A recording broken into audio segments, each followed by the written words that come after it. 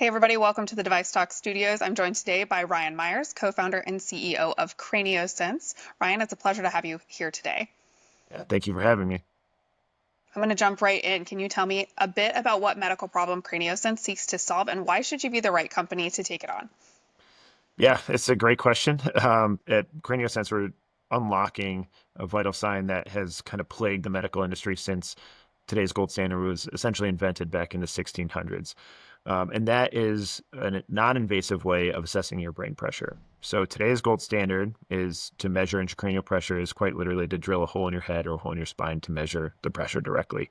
And so we limit that to the sickest patients, the ones that need it the most, and end up missing millions of patients that could really benefit from having their intracranial pressure assessed earlier.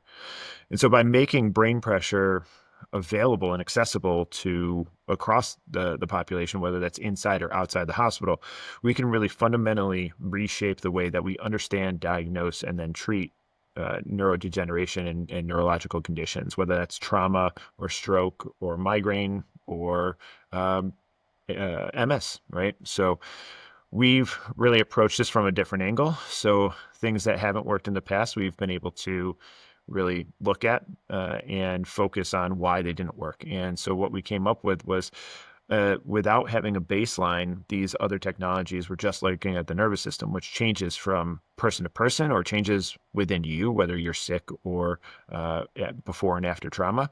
And so what we did was we took a step back and said, well, we're going to use light to not only assess the blood vessels in your brain that change under pressure, but then compare them to blood vessels outside of the skull that are under normal pressure. And so after getting the technology to work through a number of different clinical studies, we're now putting our decades of experience in the medical device industry to work in order to commercialize this and bring it to patients sooner. Well, thank you so much for taking a little bit of your time to share this with me, and I can't wait to see you in Boston. Yeah, sounds great. Thank you for having me.